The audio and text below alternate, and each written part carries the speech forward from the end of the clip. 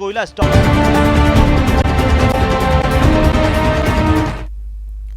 नमस्कार, 20 मिनट 20 खबर में आपका बहुत बहुत स्वागत है। मैं हूं आपके साथ ऋषिका। अगले 20 मिनट में हम आपको राजस्थान की 20 अहम खबरों से रूबरू कराने वाले हैं। तो चलिए शुरू करते हैं 20 मिनट में 20 खबरों का सिलसिला।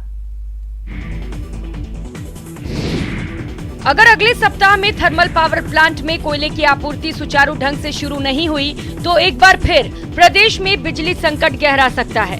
बताया जा रहा है कि कोयले से बिजली उत्पादन करने वाले बिजली घरों में अभी 4 से 6 दिन का ही कोयला बचा है। साथ ही राज्य विद्युत उत्पादन निगम को छत्तीसगढ़ में आवंटित खदान में भी केवल 13 से 15 दिन का ही कोयला बचा है। ऐसे में मानसून के दौरान प्रदेश में बिजली संकट गहरा सकता है। इस बार बिजली का ये संकट ज्यादा बड़ा है क्योंकि छत्तीसगढ़ में स्थानीय राजनीति की वजह से राजस्थान को अलॉट की गई द्वितीय चरण की खदान से अब तक खनन शुरू नहीं हो पाया। इसीलिए प्रदेश के 4340 मेगावाट की बिजली उत्पादन यूनिट में कोयला संकट के हालात बन रहे हैं। इसे लेकर प्रदेश के ऊर्जा मंत्री भंवर सिंह भाटी ने केंद्र सरकार से अपील की है कि वे राजस्थान की मदद करें।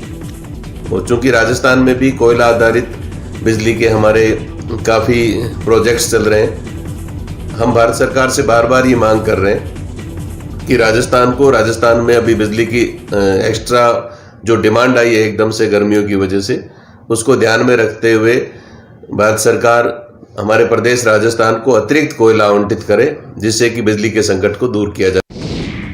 राज्य सरकार ने करप्शन के खिलाफ कार्रवाई को लेकर भ्रष्टाचार निरोधक ब्यूरो पर नकेल कस दी है।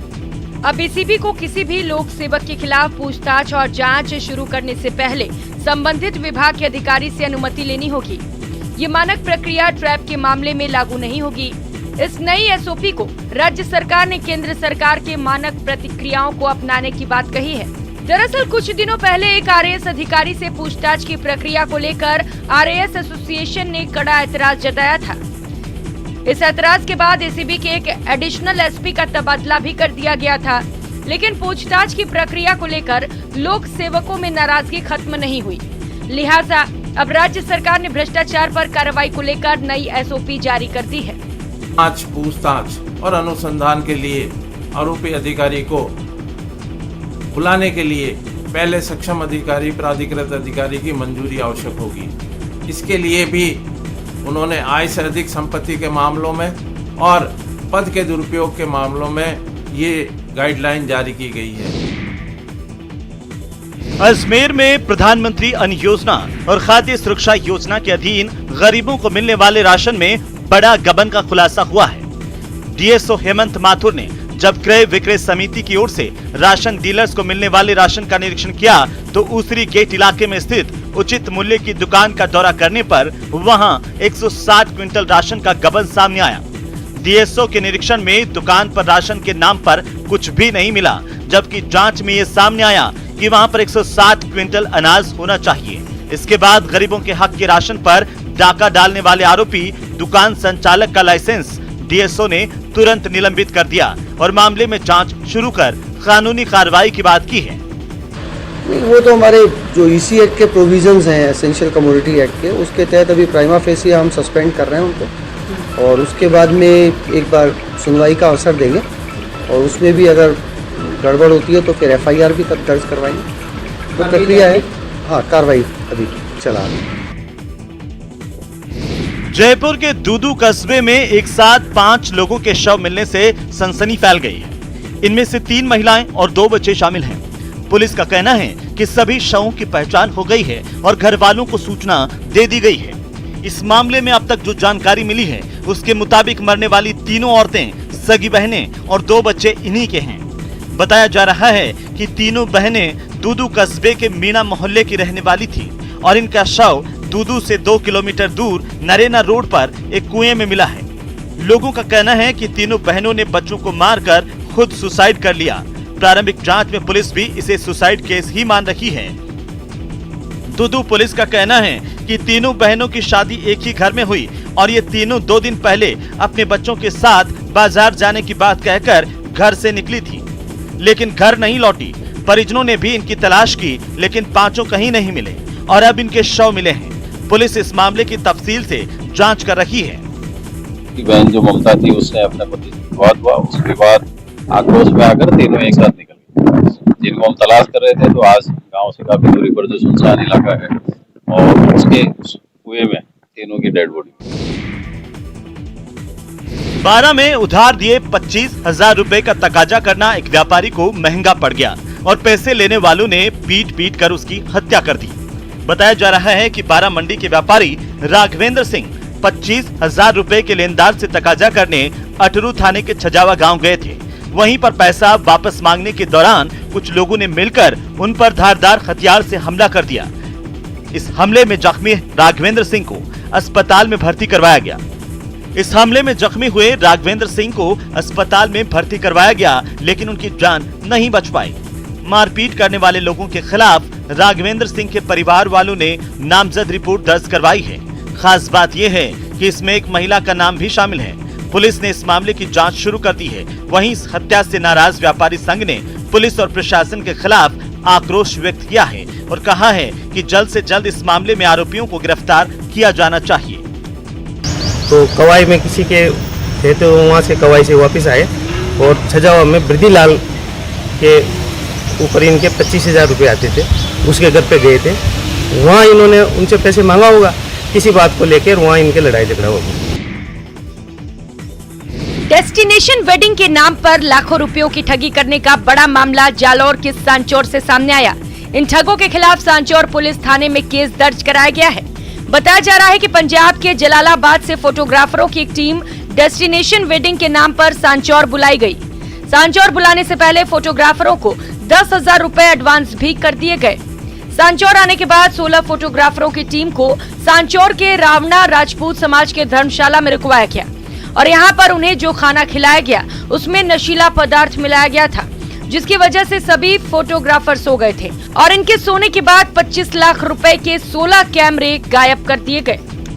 हमें तो ये डाउट है कि खानों में कुछ नशीले पदार्थ डालेगी कि उसके बाद हमें नींद आ गई, हमें मालूम नहीं हम किधर सोए हुए हैं, क्या हो रहा है क्या नहीं हो रहा है। और सुबह उठकर देखते हैं कि हमारो 16 के 16 कैमरे गायब है।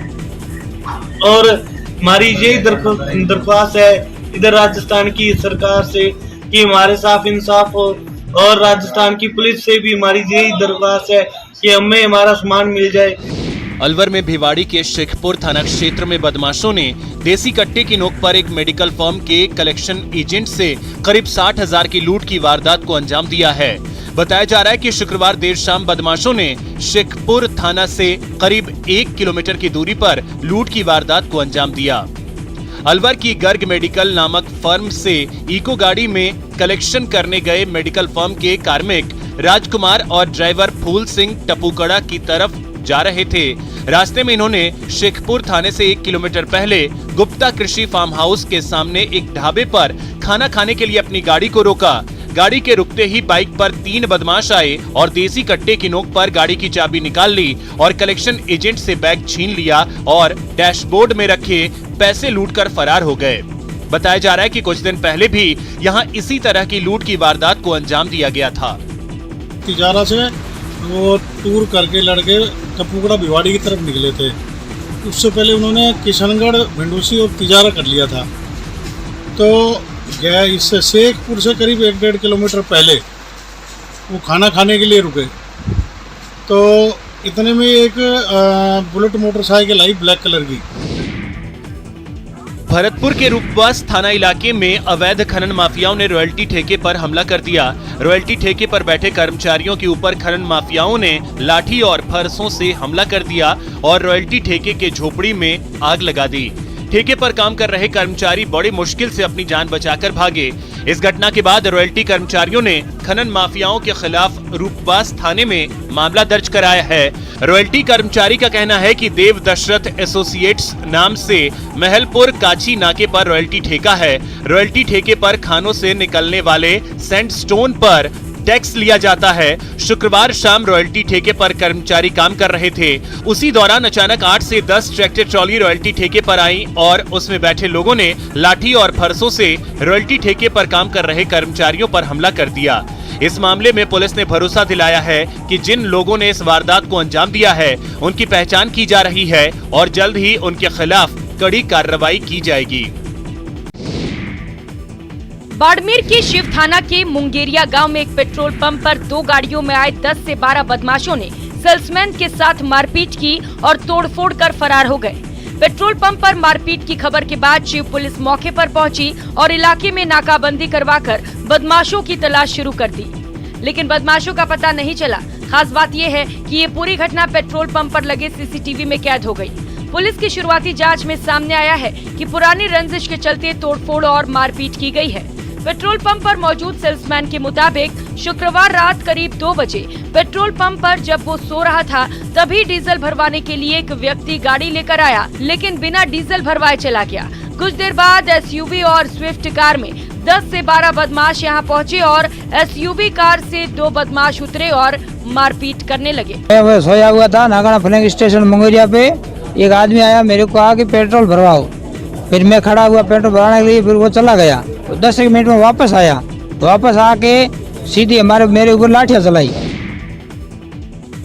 कोटा में हुए सड़क हादसे में एक शख्स की मौत हो गई, जबकि 2 लोग गंभीर रूप से घायल हो गए, जिन्हें इलाज के लिए एमबीएस अस्पताल में भर्ती करवाया गया है। बताया जा रहा है कि यह हादसा दरबार पेट्रोल पंप के पास हुआ। यहां 3 लोग एक बाइक पर सवार होकर खंडगावड़ी इलाके में एक शादी समारोह में खाना खाकर लौट रहे थे। इसी दौरान तेज रफ्तार से आ रही एक गाड़ी ने इनकी बाइक को टक्कर मार दी। इस टक्कर में अमन नाम के युवक की मौत हो गई, जबकि नितेश और बिरजू गंभीर रूप से जख्मी हो गए। खंडगावड़ी शादी में आए थे, शादी से भोजन करके वापस जा रहे थे तो दरबार पेट्रोल पंप के पास में किसी अज्ञात वाहन ने इनको टक्कर मार दी। कितने जने थे बाइक? 3 जने थे बाइक पे। एक तो अमन, दूसरा नितेश, तीसरा बिरजू। कहाँ के रहने वाले थे? अलग अलग गांव के तीनों। यहाँ के तीनों एक साथ कैसे आए? एक बोरखेड़ा का रहने वाला है, एक बोरखेड़ा में पढ़ाई करके यहीं रहता है, तीसरा के नाम से धावत का रहने वाला जो यहाँ आया हुआ था शादी में। राजसमंद के केलवा कस्बे में एक निजी टूरिस्ट कंपनी की एक बस में अचानक आग लग गई। बस आग के गोले में घिरती इससे पहले उसमें सवार सभी सवारियां उतर गईं, जिसकी वजह से कोई जनहानि नहीं हुई। हालांकि बस के साथ साथ यात्रियों का सामान भी जलकर खाक हो गया। बताया जा रहा है कि 1 घंटे तक बस में धमाके होते रहे और बेबस यात्री अपने सामान को जलता देखते रहे। वहां से जो जानकारी सामने आई है उसके मुताबिक अहमदाबाद से जयपुर जा रही ये बस जैसे ही केलवा के पुराने अस्पताल के पास पहुंची, उसके पिछले टायर में आग लग गई। आग उठते देख यात्री चिल्लाने लगे तो चालक ने बस रोकी और यात्री अपनी जान बचाकर बाहर निकलने लगे। कुछ यात्रियों को बस के शीशे तोड़कर बाहर निकाला गया। यात्री जैसे ही बस से निकले, पूरी बस आग से घिर गई और जलकर खाक हो गई। बस में सवार यात्रियों को इतना मौका भी नहीं मिल पाया कि वो अपना सामान निकाल पाते। यात्रियों की सूचना पर केलवा थाने से पुलिस मौके पर पहुंची। धौलपुर के बाड़ी शहर के एक फर्नीचर व्यापारी को 5 लाख रुपए की चौथ देने के लिए बदमाशों की ओर से चिट्ठी देने का मामला सामने आया है। ये चिट्ठी मिलने से दहशत में आए व्यापारी ने पुलिस में रिपोर्ट लिखवाई है, जिसके बाद से उसकी सुरक्षा में 2 सशस्त्र जवानों को तैनात कर दिया गया। अब तक जो जानकारी सामने आई है उसके मुताबिक फर्नीचर व्यापारी अशोक कुमार मित्तल की दुकान पर एक चिट्ठी फेंक कर गई है, जिसमें लिखा गया है कि उसे अपने बेटे की जान बचाने के लिए 5 लाख रुपए देने होंगे। ये चिट्ठी बाबू महाराज की जय के नाम से आई है। इस चिट्ठी में पैसा कृषि उपज मंडी के पास पहुंचाने की बात कही गई है। चिट्ठी के साथ व्यापारी को धमकी भरा फोन भी आया है। पूरे मामले की पुलिस जांच कर रही है।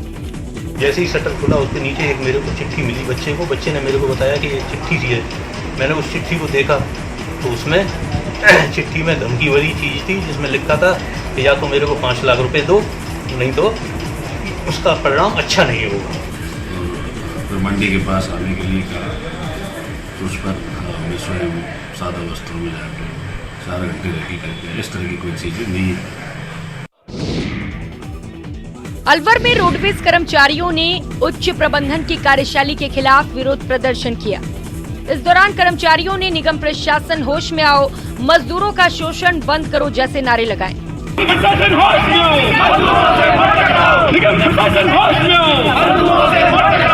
रोडवेज कर्मचारी संघर्ष समिति के सदस्यों का कहना है कि रोडवेज के उच्च प्रबंधन अधिकारियों की ओर से निम्न वर्ग के कर्मचारियों का अलवर से 500 किलोमीटर तक ट्रांसफर किया जा रहा है।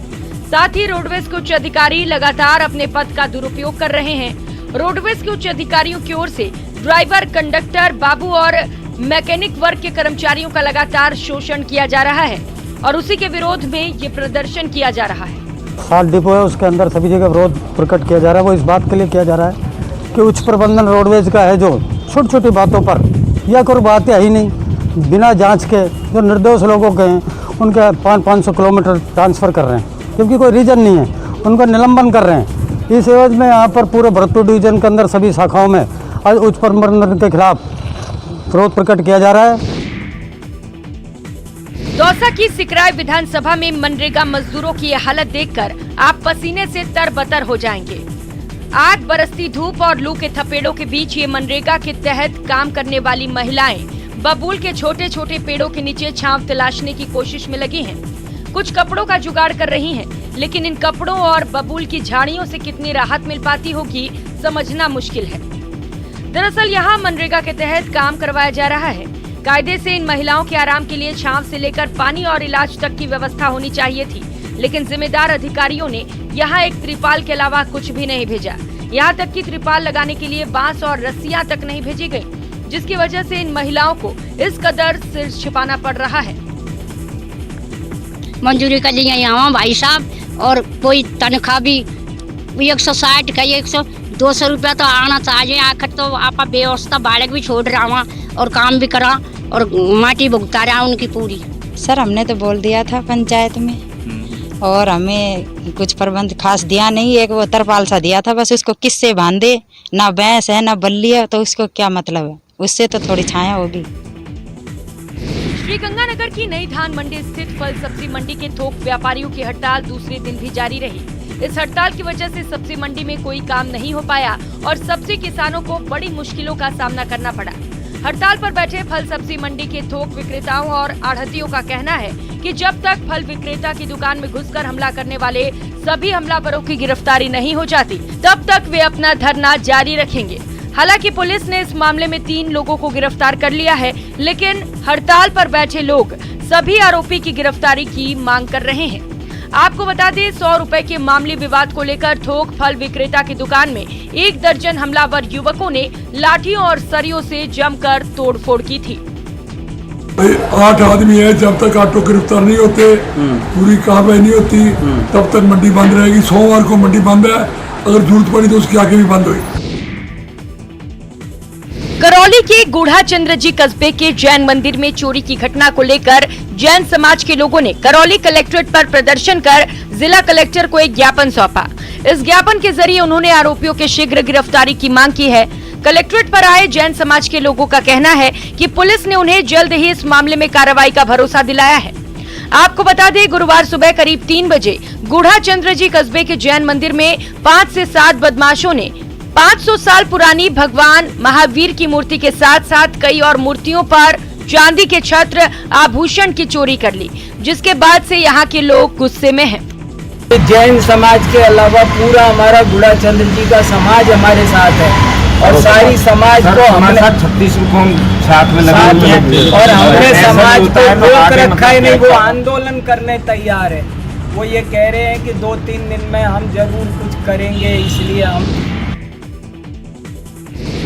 उड़ती हुई धूल और परेशान हो रहे लोगों की ये तस्वीरें चित्तौड़गढ़ जिला मुख्यालय से महज 3 किलोमीटर दूर स्थित चित्तौड़गढ़ घोसुंडा सुरपुर सड़क मार्ग की है। लगभग 20 किलोमीटर लंबी सड़क का निर्माण मार्च 2021 में शुरू हुआ था और इसका काम जनवरी 2022 तक पूरा हो जाना था, लेकिन इसका काम अब भी अधूरा है। सांसद मत से बन रही है और लगभग 2 साल हो गए हैं। इसका कार्य पूरा होना था दीपावली के ऊपर। दीपावली के 3 महीने पहले ये कार्य चालू भी हुआ था, और जो पुरानी जो टूटी हुई रोड थी उसको बिल्कुल निकाल भी दी कॉन्ट्रैक्टर ने। इसके बाद में इसके ऊपर ये गिट्टी भी डाल दी, मिट्टी मिला के। इस सड़क का निर्माण क्यों अटका है, इसे लेकर सांसद चंद्र प्रकाश जोशी का कहना है कि पुराने ठेकेदार ने काम नहीं किया, लिहाजा अब नए सिरे से टेंडर निकाला जाएगा। वो अगर नहीं कर पा रहा है तो उसका टेंडर निरस्त करके तुरंत नई पार्टी को देना चाहिए। बीच में 2 बार उन्होंने बताया कि वो नहीं काम करने वाला है, लेकिन अब उसका टेंडर निरस्तीकरण पूरा होने वाला है और उसके बाद नया टेंडर होकर काम चालू होगा। इस मामले में स्थानीय लोगों का कहना है कि ये पूरा काम राजनीतिक खेल की वजह से रुका हुआ है। राजस्थान सरकार में पर्यटन और नागरिक उड्डयन विभाग के कैबिनेट मंत्री विश्वेंद्र सिंह का सरिस्का पहुंचने पर सरिस्का के अधिकारियों ने स्वागत किया। इसके बाद पर्यटन मंत्री ने सरिस्का में जंगल सफारी का आनंद लिया। खास बात यह है कि विश्वेंद्र सिंह को सरिस्का भ्रमण के दौरान बाघों के दर्शन भी हुए। बाघ देखकर पर्यटन मंत्री खासे खुश नजर आए। पर्यटन मंत्री विश्वेंद्र सिंह ने सरिस्का में अधिकारियों से बातचीत के दौरान सरिस्का में चल रहे विकास कार्य और पर्यटकों को सुविधाओं के बारे में जानकारी ली। साथ ही उन्होंने अधिकारियों को जरूरी दिशा निर्देश भी दिए। मैं तो सरिस्का कई साल से नहीं आ पाया ना, कोविड की वजह से और भी चीज़ें, लेकिन आज बहुत अद्भुत साइटिंग हुई और यहाँ हमें देखा भी कि यहाँ का फॉरेस्ट प्रशासन तत्पर है और सभी चीज़ें मुझे तो सेटिस्फैक्ट्री लगी। और कल सवेरे अपनी इकाइयों को भी चेक करूँगा, RDDC की जो चल रही हैं। पर्यटक की दृष्टि कितना और बेहतर होना चाहिए? देखिए, मेन चीज़ ये है कि यहाँ सबसे ज़्यादा हम जो कॉन्सेंट्रेट कर रहे हैं टूरिज्म डिपार्टमेंट में, वो रूरल टूरिज्म पर कर रहे हैं। जैसलमेर एयरपोर्ट पर हर तरह की सुविधा उपलब्ध है। ऐसा कुछ भी नहीं जिसकी वजह से यहाँ आने जाने वाले विमानों की रफ्तार पर ब्रेक लगे। लेकिन विमानन कंपनियां पर्यटन सीजन को छोड़कर यहाँ से विमान सेवा ना के बराबर उपलब्ध कराती हैं। दरअसल पर्यटन सीजन में विमानन कंपनियां यहाँ आने जाने वाले पर्यटकों से 15 से 20 हजार रुपए प्रति टिकट वसूल करती हैं। पर्यटक तो इतने पैसे खर्च कर देते हैं, लेकिन आम लोगों के लिए इतनी महंगी टिकट लेना मुश्किल हो जाता है। लिहाजा जब पर्यटन सीजन ऑफ हो जाता है तो विमानन कंपनियां यहां से हवाई सेवा बंद कर देती हैं। हवाई सेवा बंद होने की वजह से आम लोगों को भारी परेशानी का सामना करना पड़ता है। यहाँ के लोगों का कहना है कि ऐसा लगता है मानो उनके लिए नहीं बल्कि सिर्फ पर्यटकों के लिए ही यहाँ पर फ्लाइट सर्विस उपलब्ध होती है। लोगों को कहीं न कहीं हवाई सेवा का लाभ मिल सके, क्योंकि जैसलमेर के लोग भी इस समय में कहीं के बाहर घूमने जाते हैं। क्योंकि पर्यटन के समय जब जैसलमेर शहर के अंदर में पर्यटक जब आते हैं तो जैसलमेर शहर एक सीजन का समय रहता है, तो उस समय वो हमारे जैसलमेर के लोग नहीं जा। यहाँ कंपनियों के लोग खूब सारे घूमने और ट्रेल पे आते हैं, तो इंजीनियर्स वगैरह और खूब सारे लोग यहाँ से भी घूमना चाहते हैं। अगर ये शुरू कर दे तो बिजनेस बढ़ेगा ही। अंतर्राष्ट्रीय मासिक धर्म स्वच्छता दिवस के मौके पर राजसमंद में खास कार्यक्रम का आयोजन किया गया। इस कार्यक्रम में चुप्पी तोड़ो सयानी बनो अभियान के जरिए महिलाओं में सैनिटरी पैड के इस्तेमाल के लिए जागरूकता अभियान को आगे बढ़ाने पर चर्चा की गई। आपको बता दें, राजसमंद में पैड वुमेन भावना पालीवाल पिछले 12 साल से महिलाओं में माहवारी के दौरान सैनिटरी पैड के इस्तेमाल और साफ सफाई को लेकर खास अभियान चला रही हैं। पिछले 12 वर्षों से सैनिटरी पैड यात्रा के तहत भावना पालीवाल ने 56,000 से अधिक सैनिटरी पैड का वितरण किया है और 250 से ज्यादा पीरियड पाठशाला का भी आयोजन किया है। आपको बता दें, भावना पालीवाल राजस्थान की पत्रिका 40 अंडर 40 राजस्थान की पावर लिस्ट 2.0 में भी शामिल हुई हैं। लड़कियों को मासिक धर्म के बारे में जाकर बताती हूँ, गाँव-गाँव जाकर, ताकि वो इस बारे में उनसे कभी किसी बात नहीं की जाती, जिस बारे में जो उनके जीवन का अहम पहलू है उन्हें इस बारे में कभी कोई जानकारी नहीं दी जाती, कोई जागरूकता नहीं दी जाती। आज मैं वहां जाकर उन्हें इस बारे में बता रही हूँ और वो काफी इससे मोटिवेट होकर अपने जीवन में बदलाव ला रही है।